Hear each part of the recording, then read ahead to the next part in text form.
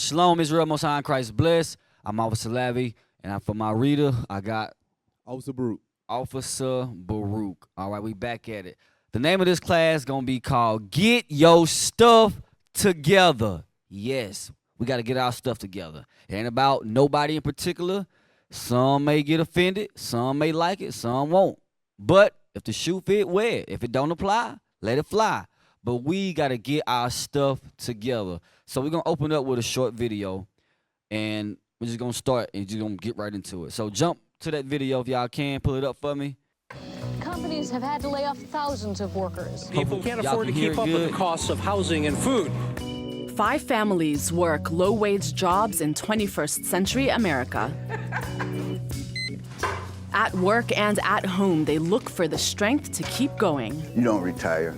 My family's looking at me. It's still like there's no way out. Medical bills, Student loan, Daycare, credit cards. Can these Americans, young and old, afford to dream when it's hard enough just to survive? All right. Can we afford to dream when it's hard enough just to survive? Bruh, I feel it. I understand. We all going through it. Let's jump to that first time stamp. The name of this class going to be Get Your Stuff Together. I'm going to preface this by saying this ain't about getting rich. It's about getting productive for our nation. It's not about getting rich. This is about understanding we in captivity. We still must be productive for our nation, to our nation. And these are some steps, Lord willing, we can get the mind to get the steps to get better for our nation while we in this captivity trying to build the Lord's kingdom. All right, so let's play that first time stamp. Because brothers always say, I ain't trying to get rich. I ain't trying to chase the bag. I'm just broke, damn it. It's hard out here. I'm broke. I ain't got no money. Bro, I understand the struggle. I ain't got no damn money either. But we're going to see how we can efficiently get better, practical ways how we can get better. Get your stuff together. Play on.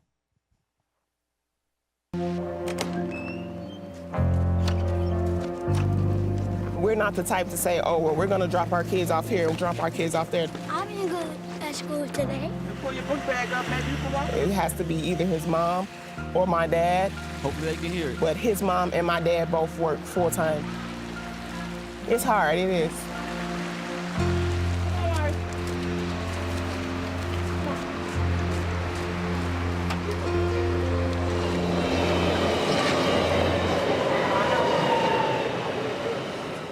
We've ran.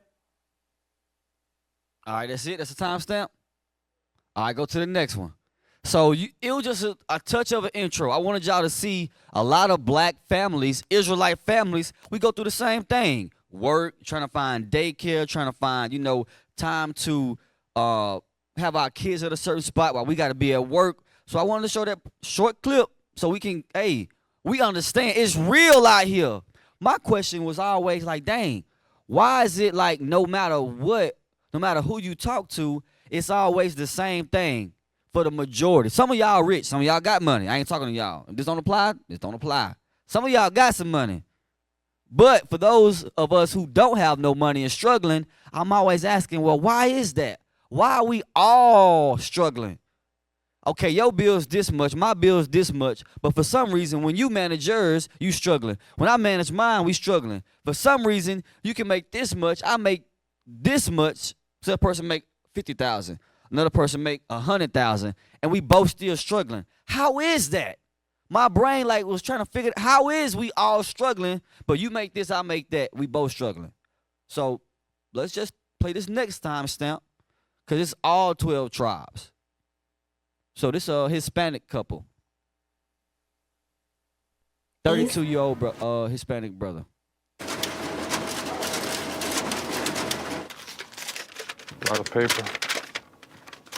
Should buy stock in this brand. I did 2 tours in Iraq when I came back. But I couldn't find a job anywhere. I was on government assistance. I was on food stamps. So stop. He said he did 2 tours in Iraq. So he was in the army. He got out. He couldn't find a job. He was on government assistance. Some of us can relate to that. Some brothers came out the army looking for a job. Some brothers went into the army thinking they was going to get some money, making their life better. Wrong. Play. Feels very low. I finally found a job at a court reporting agency 6 months ago. The manager brought me in for an interview. She asked me what I thought I should get paid. I was like, sheesh, I don't know. I think I said like $13 an hour. She called me back. She's like, after training, we'll pay you $17 an hour. And I was like, wow, that really kind of like got me by surprise. That's my highest paying job I've had. $17 an hour. But the pay you get paid reflects the county. The pay you get paid reflects the county. So it says his income was $34,000 per year. Per capita income in Montgomery per year, $73,000. So where you at affects that. Play on. I just get enough to get by in Montgomery County. The position was for 5 p.m. to 1 a.m. I was like, those are some late hours. I'm not gonna be there at night for Aiden. What's up, bud? Hi, Aiden. How was school? Ah, we got new words to practice. Elizabeth, she said, we'll make it work. Okay, so Dad's gonna put in the taquitos in the oven. What'd you have for lunch today? Taquitos. Taquitos? Mm-hmm. Now you're about to have more taquitos? You might turn into a taquito. Some of y'all eat them taquitos. Right now, the living situation is crazy. Good job. Jose Marino and his girlfriend Elizabeth Bonta live part of the week with Jose's mom and the other part with Elizabeth's parents. Stop. He lived part of the week with his mom and another part of the week with her mom. Bruh, we are struggling as a people. And it did say his girlfriend. It's like a 4-part series. It's called Hard Earned. Hard Earned. It's like just about working class in America. I watched it. It's good. It's some good talking points. If you got a spouse, it's some good things to watch to see, hey, how we all struggling. Was that it on the timestamp? I wanted y'all to get that. Part of the week, he living with his mom. Other part of the week, they living with her mama. And in the series, in the documentary, they eventually go on to get married, and they, got together and they worked through it and try to get them a house. I think they actually got them a house. But it's showing the struggle. We all can relate to that. All right, so from there, let's go to Deuteronomy 28, 48. This is going to be, get your stuff together. We in captivity. So I'm finna touch the captivity part. We in captivity. We seeing it. This is a curse on the 12 tribes of Israel, on us. And believe it or not, it's some Edomites in there who going through it too, but this state kingdom. Some folks might say, well, it's some good white folks going through it. Well, let them go through it. They still can get more benefits than you can, than we can. They still have a privilege. They just not making the right choices. We ourselves ain't making the right choices. If you want to go back and forth on who is harder on, we can do that. But we know it's harder on us because we broke God's commandments. Read that. The book of Deuteronomy, chapter 28 and verse 48. Come on. Therefore shalt thou serve thine enemies. I want to make sure his mic is on point. It's going to be very critical. We get all this. Read. Therefore shalt thou serve thine enemies, which the Lord shall send against thee, in hunger, Read. and in thirst, and in nakedness. The Lord sent our enemies against us because we broke his commandments in verse 15. So we serve our enemies for food, for water, for clothing. Read. And in want of all things. Anything we want, we go to our enemies for. All right? Jump down to just finish it out. Finish it out. And he shall put a yoke of iron upon thy neck, until he have destroyed thee.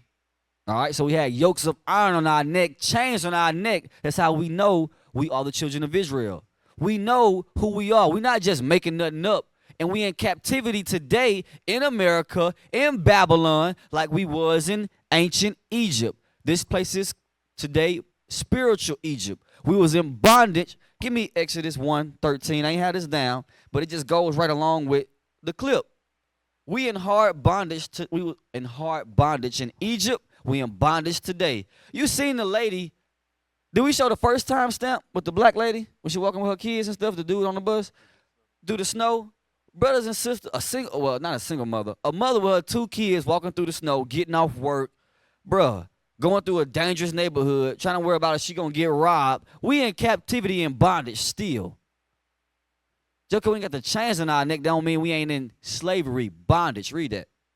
The book of Exodus, chapter 1, verse 13. And the Egyptians made the children of Israel to serve with rigor. The Egyptians made the children of Israel to serve with what? Rigor. Rigor. Read. And they made their lives bitter with hard bondage. You have a bitter life. The brother said, part of the week we got to live with my mom. The second part of the week we got to live with her mom. Bro, that's a bitter life. We in hard bondage still in captivity. All right, Baruch 3 and 8. Some of y'all can relate definitely to this. Like, yeah, I feel you. That's me. A lot of us can relate. Hey, that's us. Baruch chapter 3, verse 8. And a part of our punishment for disobeying God, we living it out right now. Read that. Baruch chapter 3 and verse 8. But we're going to get it together, though. Read. Behold, we are yet this day in our captivity. We still this day in our captivity. You think you free. Oh, I got a little money. I'm good. I'm straight. But the majority of us, the majority of your people are struggling. We are going through hell. Somebody might say, well, that's your fault. That's y'all fault. Okay. Maybe some brother made some bad choices, made some bad decisions. Believe it or not, if you get rich, you still a high-paid slave. You will never rise above your people. So now it brings the fact, well, you know what? To hell with them. I'm converted. I'm assimilated. I'm a proud American. My taxes paid and my credit good. Hell with them niggas. They better figure it out. Read that.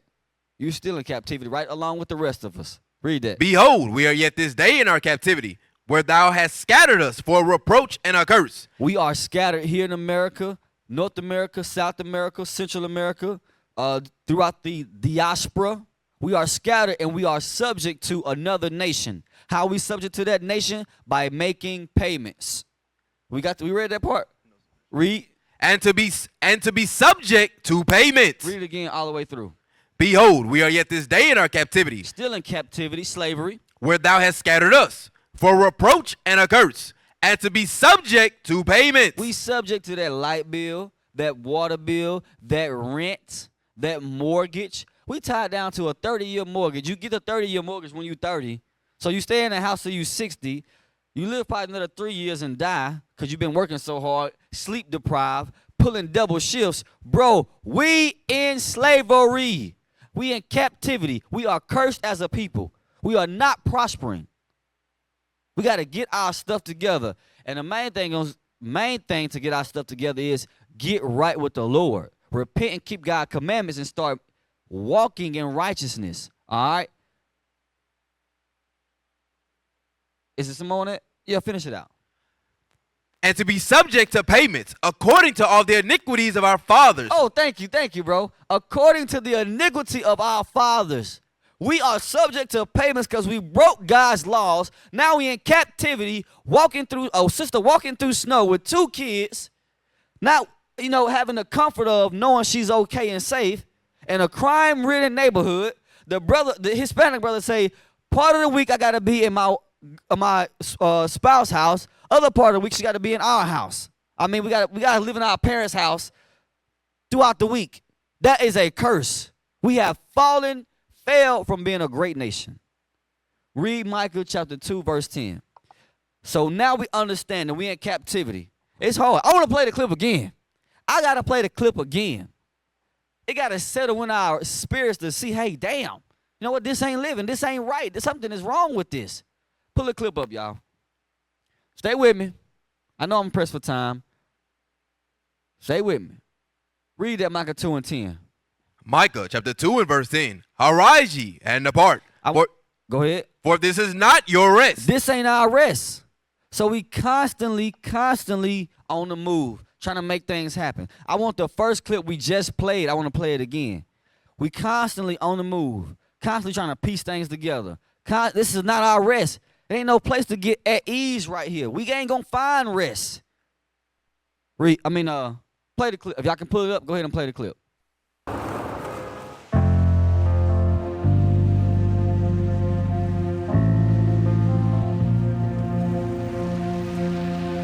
catch the bus. You in the city, you can relate to that. We're not the type to say, oh, well, we're gonna drop our kids off here and drop our kids off there. I've been good at at school today? It has to be either his mom or my dad, but his mom and my dad both work full-time. It's hard, it is. It's hard.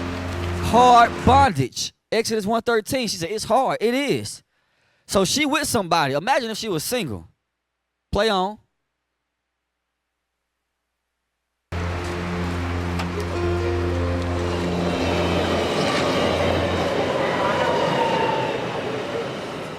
We've ran out of money a lot. You know, it's been days where we've ran short. My son is an asthmatic. Just in case I need to hurry up and get to the hospital, I need to know that I can get in this cab or I can get on this bus. This is Harmon, as far as this train goes. And I just don't feel that comfort with my paycheck.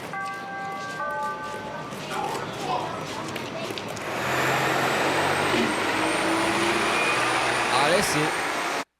Remember a while back, I ain't got the clip, they had a story of a girl getting raped on the bus.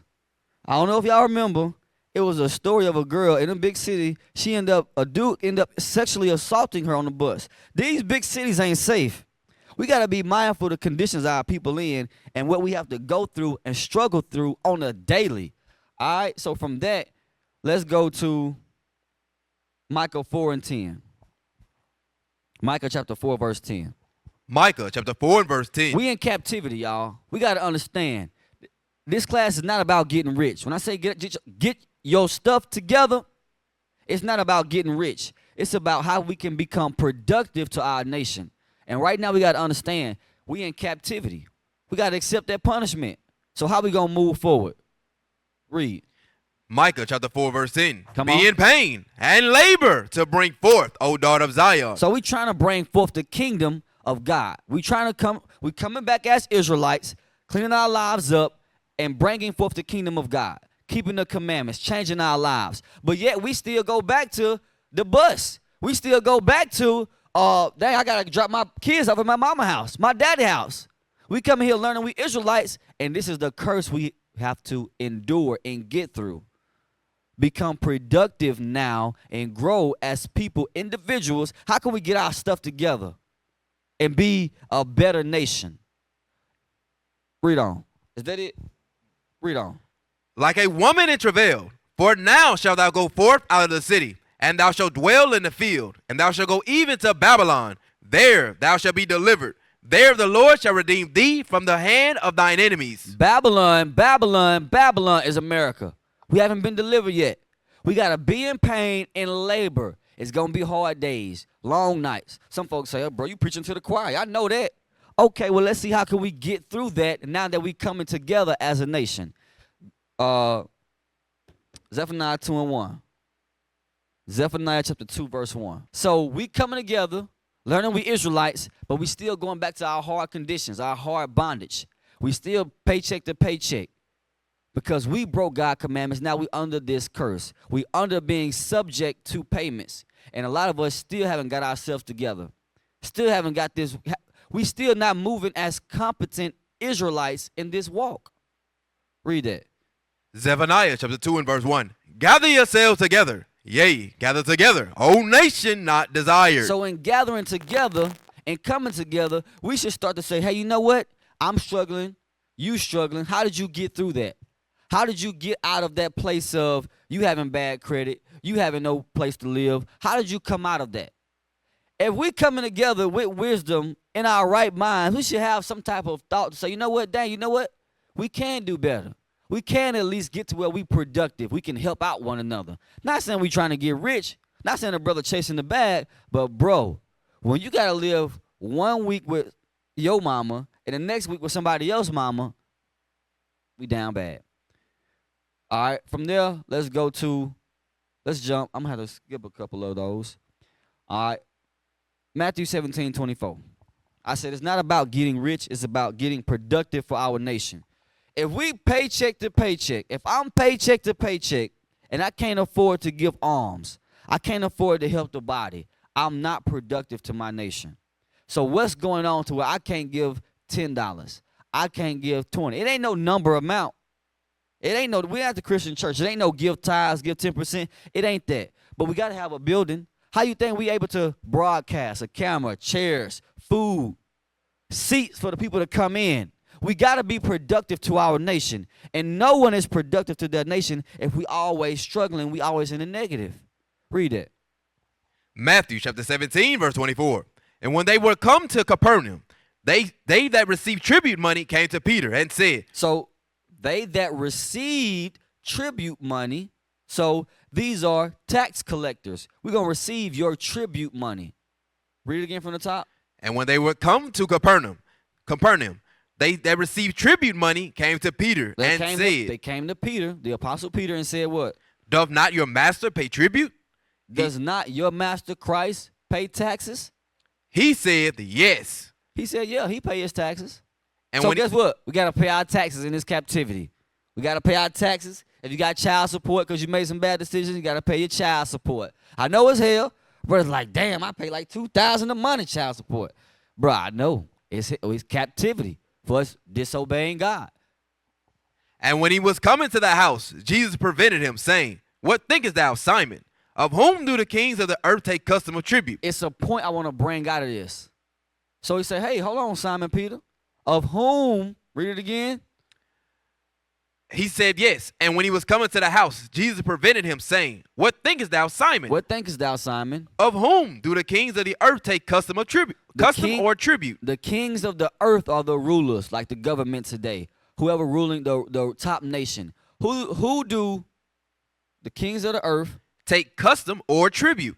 Who do they take custom or tribute from? Of their own children? Of their own children? Or of strangers? Or of strangers. Peter said unto him, Of strangers. They take it from strangers.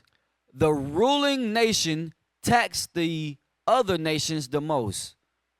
I'm going to say it again slow. The ruling nation tax the other nations the most. You pay taxes, guess what? You're not free. You're not have generational wealth because you still pay taxes. When you get to the point to where you don't have to pay taxes, damn, then you prospering. You're free as a nation. Other nations pay you taxes. Read. Jesus said unto him, Then are the children free. Then are those children free when they pay you taxes. Read. I mean, that's it on that. That's it on that. All right, from there, go to Mark 12 and 42. Like I said, we got to learn to be productive Israelites for our nation in this captivity. It's not about giving, okay, I give 10%. We're not taking tithes. But if we're coming into this body, gather yourselves together, O nation not desired. We gathering together to do what? To bring forth the kingdom of God. To have a building, a sanctuary for people to come and worship and keep the Sabbath day properly. That's going to take some type of money. Yes, I know it's hard to believe. The church, the Bible talk about money. Yes. Read. Mark chapter 12, verse 42. And there came a certain poor widow. Let me turn to it. Mark 12, 42. Go ahead. And she threw in 2 mites. Hold on. I think I want to start above that. Mark 12. You know what I want? Let me see above that. 41. 41. Verse 41. And Jesus sat over against the treasury. Sat over against the who? The treasury. The treasury. The treasury department. You got a treasury department in church. You got a treasury department in your county. You got a treasury department, where else? In companies, business. A treasury department is had in every industry, believe it or not. That's a treasury department. The finances have to be ran, distributed, governed. Read. And beheld how the people cast money into the treasury. Go ahead. And many that were rich cast in much. So many that was rich. So I ain't saying brothers can't be rich in righteousness. If a brother rich, he keeping the commandments, he not breaking the Sabbath, he not selling out his people. If a brother rich, all praises to the Lord. All praise to the Most High. It was forefathers in the Bible that had substance, that were rich. That they wasn't living check to check. Read. So the point of this matter is, it ain't about what you have, it's about where your faith is. And there came a certain poor widow. So this started, read it again. I want the whole thing again. Verse 41. And Jesus sat over against the treasury and beheld how the people cast money into the treasury. So he's sitting back watching and seeing how they put their money into the treasury. Go ahead. And many that were rich cast in much. Go ahead. And there came a certain poor widow, and she threw in 2 mites, which make a far thing. And he called unto him his disciples. She threw in 2 mites. That's like somebody coming in, they putting in, let's say, $100, $200. They got it to spare.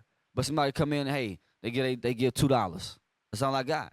And not ashamed to say, hey, I got $2. 1 and 1 is 2. I got 2. Read. And he called unto him his disciples, and saith unto them, Verily I say unto you, that this poor widow have cast more in than all they which have cast into the treasury. Whoa. How she cast in more? For all they did cast in of their abundance. They cast in of their abundance because they had extra. So hey, I ain't missing this. I ain't nothing to me. I'm rich. I got it. I got it like that. If you got it like that, bro, all praise to the Most High. Read. But she of her want did cast in all that she had. She gave her last, her all. Why? Because she believed, she understood what Christ was there for. She believed in him. She believed in the mission, the treasury. This is used to further the gospel. I got touched by this gospel. I believe this. It's changed my life. You know what? This is the truth. How can I contribute to this truth getting to the 4 corners of the earth? Read. Even all her living. Read. That's it on that? Okay, so she cast in the most because she gave everything she had. We're not telling folks to give everything you have. If you got your last $2, give me Ciroc 29. If you got your last $2, you got to pay your rent. That's all you can't afford to give nothing. Okay, fine. All praise to the Most High. You can't give nothing. We seeing the principle of this woman. It was documented and recorded to show us, you know what? Her faith is very strong. She gave her last 2 mites, her last 2 pence. I'm going to just say $2 for the day. She gave her last $2, bruh. And we find time to stop at Burger King. We find time to stop at Taco Bell, Chick-fil-A, and not considering, hey, I just spent $10 to eat. I can't ever give alms. You know what? I could have missed that. I could have gave at least 10. Read that.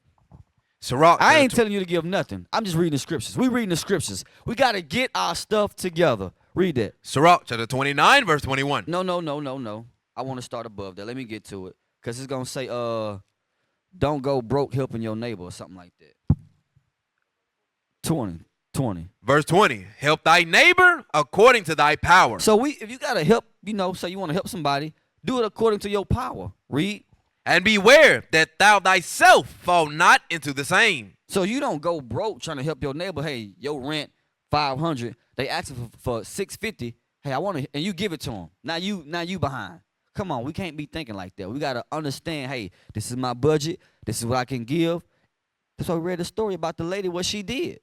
Now from there, give me Matthew 6:21. Matthew 6:21. Y'all got to bear with me. I got to get through this. Matthew chapter 6, verse 21. Matthew chapter 6 and verse 21. Because I made the example of the sister gave her last two mites, her 2 pennies, her last $2. We'll sit there and say, you know what, I got to eat. I got to, pay my bills. And yes, we do have to eat. We do have to pay our bills. And we find ourselves, you know what, I'm going to stop at the store. I'm going to buy me a bag of chips, $3.50. Okay, I'm going to give me a drink, Gatorade. Okay, another $1.89. Overall, it's going to be $5. And we say to ourselves, dang, I couldn't give alms this week. But if we reflect back on what we actually did, you know what? I could have gave alms. I ain't need them chips. I ain't really need that Gatorade. I had some water. It was the purified water, the cheap bottle. But I could have quenched my thirst. I was actually all right. I could have gave something. I do believe this truth. I say I believe it. But do my actions show it? Read that. Matthew chapter 6 and verse 21. For where your treasure is. Where your treasure is, what you hold value to, where your treasure is, what you deem as something, hey, that's important to me. Read. There will your heart be also. There will your mind gonna figure out ways to do that, to purchase that item, to find the ways to get to where you're trying to get to. They're gonna take money to where my treasure is on, let's say, sports.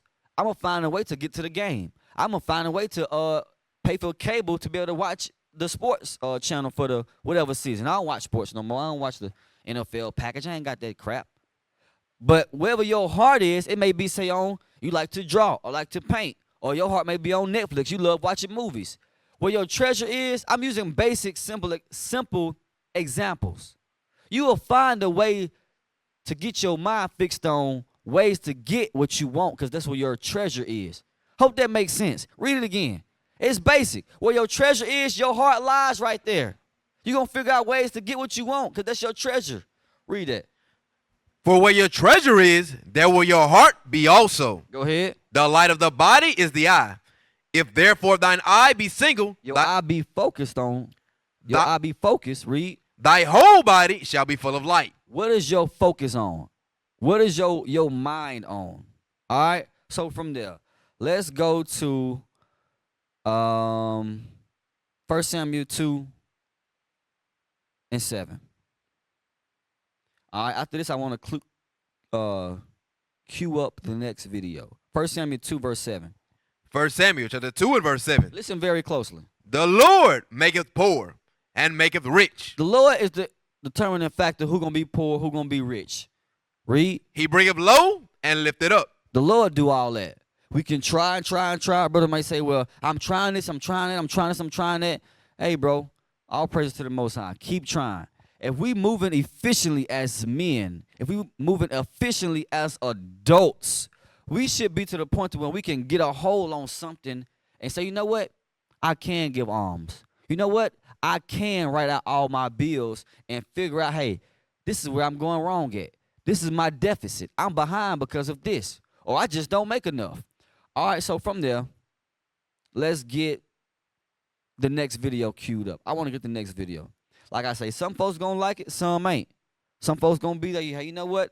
I need to get better. Some folks going to be like, hey, man, you know what? You talking about me. If the shoe fit, wear it. If it don't apply, let it fly. We got to get better as a people. We in captivity, I know. I know we in captivity. We just went over the scriptures to show it. We in captivity. Understood. Understood. How can we be productive Israelites to our nation? Because guess what? If a brother struggling, he behind on his rent, behind on his mortgage, he can't give alms, is that a productive Israelite? No, it's not a productive Israelite. I'm not saying, bro, you a bad person. Sis, I'm not saying you're a bad person. That's why I say it. Some folks gonna get offended. I had to examine myself on this. If I stop at the store and buy a bag of chips and some Gatorade, and I turn around and say I can't give alms, I had to check myself, bro. You know what? I can give alms. I can help my nation in some way. All right, let's start right here. No, I've counseled too many guys. Oh, we at 2900? Okay, go ahead. 30s and 40s, and they are behind this scheme. So what you need to do is we're starting from age 18 years old. I hope y'all can hear it. I need it turned up. You can go to the military at this age. You need to be making for the CIA scale. This is the bare minimum. When he say CIA, it's an acronym for confident, intelligent, assertive, something like that. You a man that you a confident man, you an intelligent man, and you an assertive man. All those are characteristics of an Israelite. Confident, the Lord wants us to be confident. Intelligent, we can't be dummies, and we assertive. We assert this Bible. We roll as men. I like the acronym. Play on. All right, y'all make sure y'all stop at the right time stamp. I may have to cut it short, but let's get the gist of it. At the normal rank, average, everyday dude. This is my scale. This is my scale for just average, everyday dude. Is it gonna be right clear? There in the sweet part of the okay. Curve. For every year, you need to be making 1.5. You need to be making $1,500 per year. So let's say you're 18 years old, or let's say you're 21 years old. 21 years old. How much money do you need to be making at 21 years old to be right there in the sweet spot? Multiply 21 times 1.5. Hold on. Let's say 25 years old. 25. You're 25 years old. You should have a job. You should be working. 25. 25 years old, $37,500. When I do wear a suit, older white women approach / compliment me. What do I do if I wear a suit? All right, skip ahead a little bit. Somebody had asked him a question. All right. If an older white woman approach you, you better reject the ass. Play on. Give me like skip to 10 seconds up to 10 seconds. So he said 25, you should be making like 30,000 a year at least. Something like that. He was going into the numbers. All right, play on from right there. That should be good. Than your counterparts. That's why suits look out of place on teenage boys, but look in place on men in their 30s. That's why dudes in their 30s walking around wearing sweats and Jordans look out of place. But I'll get back to that either. Right. So he got a good video about image as well. We got brothers who 30 and 40 still dressing like they 20 and 25. Why we can't graduate from the guy from excuse me. Why we can't graduate from the damn Jordans and sneakers and snapbacks and hats and tight jeans? Graduate from that, bro. You getting older. Wear some pants that fit and some boots or something. Some nice slack or some dress shirt or something. Play on. But that's beside the point. Well, let's actually go with the point, but play on. $100 per year. So if you graduated from high school and didn't go to college, you need to get out and your goal needs to be right here. So at 18, what is 1.5 times, what is $1,500 per year? At 18, $27,000 a year. What is $27,000 a year? That's roughly $13.50 an hour. You know what that is? That is a job at 7-Eleven. You can get a job at 7-Eleven, On Q, Quick Trip, the Quickie Mart, anywhere for $13.50 an hour. So with a high school diploma and zero skills, you can make $27,000 a year. You can go stock shelves at Walmart, clean toilets, $13.50 now that's if you an 18. hour. That's a young brother. Please play on. That is where you start from at 18.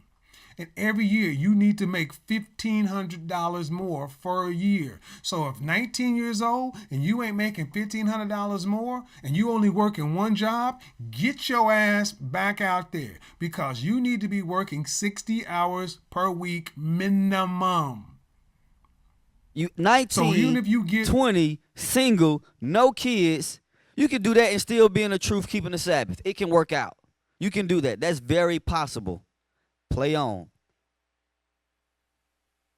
I'm giving you a 40-hour work week. So if you don't have a $13.50 an hour job, you got a minimum wage job, guess what? That means you're going to have to go work at Subway and McDonald's. But you got to get that bread up. You got to get that bread up. You got to get that bread up. You say you're 26 and with 90,000. Cool. Put a period there. You're ahead of the game. But are you behind in other places? See, first we got to look at income. And I'm going to tell you, the benchmarks, the years where you need to really evaluate are 18, 21. Stop. So he said this is benchmarks. So you got to really evaluate these years of your life. 18, 21, play on. This one he was going in on men. So this before he started getting on the women. This one he was going in on men. And he get real rough and brutal. He get straight to the cut and dry truth. And he ain't trying to be malicious. This not a malicious thing, bro. I watched that to examine myself. Play on. 25, 30, 35, 40, and 50. Let's say right now I'm about to hurt somebody. I'm about to hurt you. If you are 40 years old. You 40 years old. If you are 30 years old. 30 years old. 30 years old. And you are not earning $45,000 a year. I'm not talking about New York City. I'm talking about in the heartland of America, Oklahoma, Texas, Iowa, Idaho, where the cost of living is average. $45,000 a year at 30. You are behind the game. Breathe. breathe, Bruh, breathe. Hey, stop. He say if you making 40, what'd he say? If you ain't making 40,000 a year, you 30, you behind the game. You 40 years old, or you 30 years old, you making at least 40,000, you behind. Breathe. Some brothers like 40,000. That ain't nothing. I make that, I make that twice. All praise to the Most High. Great. We got some more stuff for you as well. Great. This for the brother who ain't really pushing himself, no real ambition, ain't really just out there. He got a basic job and time is passing him by. Play on. What I just did is I gave you a reality check. Because when you get out there and you go to the local bar, pub, go ahead, stop it. He just broke it down, and you say, you know what? As men, you know what? I gotta accept that. Sisters be like, y'all too rough. Y'all talk about the sisters, bro. We talk about the men harder than the sisters. It's a lot more stuff on men to get their stuff together, and the sisters just think, oh, the men get a pass. It's this, it's that. No, they hate Kevin Samuels. He was on the men for like 4 years straight before he got on the women. Go ahead, play that next timestamp, y'all. See, this is gonna hurt. See, if you're way down here on your earnings, you ain't got time to talk about no politics, no bitches, no nothing. Your ass need to go to work. I forgot about that part. Listen, play on. No talk about no sisters, no women, no nothing. You broke, bro. Go to work. Don't we talking about proving no sister? What you mean? Play on. 30-plus-year-old dudes that never wore a suit. That's a problem.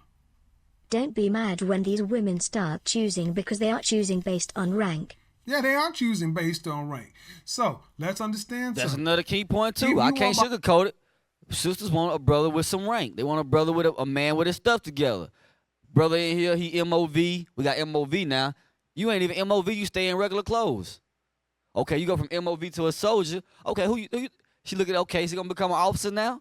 Sisters do that. Believe it or not, sisters do that. It's just built in them. They going to do that. They want a brother with some rank. They want a brother who's about something. You ain't got to be no high whatever, HBIC. Okay, he's a nice officer. He's a nice soldier. He put in the work. That's attractive. Play on. On income. And you're not working 60 hours plus, no one wants to hear your problems. There are if no you behind excuses. on income and you ain't working 60 hours plus, nobody want to hear your problems. Get out there, work, make it happen. Now we know we in the truth. Ask for the Sabbath off. Don't say, oh, well, I heard the brother say, I got to work. No, take the Sabbath off, damn it. This don't mean break the commandments. You can find 60 hours in a week, Monday through Friday. You can do it. That's 5 12s. 5 12-hour shifts. Monday through Friday, 6 to 6, 8 to 8. Some brothers doing that right now and can't stand it. Guess what? We in captivity. You can make that money, look to apply for another job. But right now, if that's what you got to do that. And guess what? Be on time. Don't be in there being a half-ass. Because you probably lose your job. Now you being back to square one bumming. Play on. I mean, if you're living behind, even if you cannot quantify it, there is something that comes along. But I use the money thing because you can immediately see. This is where I am. Let's say. All right, let's go to the next timestamp. I want the third timestamp. All right. Give me, while he doing that, I want to pull a scripture because we on working household now. I'm about to cut it short. We're going to do a part 2. We on working household. Give me Genesis 3:17 through 19. We're going to start there. Genesis 3:17 through 19. Genesis chapter 3 and verse 17. And unto Adam he said, because thou hast hearkened unto the voice of thy wife. Because what? Thou hast hearkened unto the voice of thy wife. We got to understand, we got to filter what our wives say through the scriptures. All right, if it ain't biblical, we shouldn't listen to it. I'm going to just tell you straight. All right? And we got to know how to lead as men. Bishop said something. When you get married, it's going to make you or break you. You have that choice to be a simp or a man of God. We all got that choice. Read. And hast eaten of the tree, of which I commanded thee, saying, thou shalt not eat of it. So this is the fall of man, right? So the fall of man is, once he did this, a consequence occurred and something was implemented in the earth. We're going to read it. Read on. Cursed is the ground for thy sake. What? Cursed is the ground for thy sake. Come on. And sorrow shalt thou eat of it all the days of thy life. Thorns also and thistles shall it bring forth to thee. So this is the curse. We got to work. Work. And most brothers don't mind working. Some they bums. Some, hey, I don't want to go to work. I'm tired. I'm this, I'm that. Okay, all praise. Suck it up. Get a good night's sleep. Back at it again. We got to accept that. Read. And thou shalt eat the herb of the field, and the sweat of thy face. What? And the sweat of thy face shalt thou eat bread, till thou return unto the ground. For out of it was thou taken, for dust thou art, and unto dust shalt thou return. And Adam called his wife. That's it. So we got to work.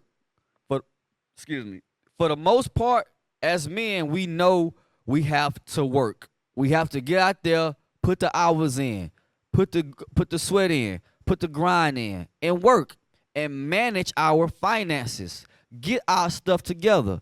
Now, I'm going to stop it right there. Lord's will, we'll pick up, and I'll be able to continue. All right? Most High in Christ bless. What is a nation?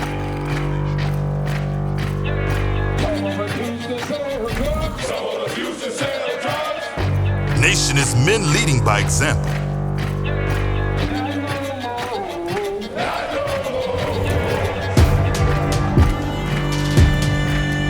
Nation is family.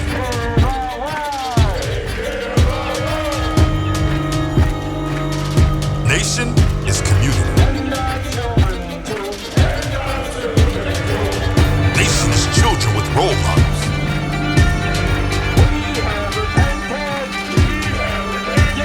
Nation is unity.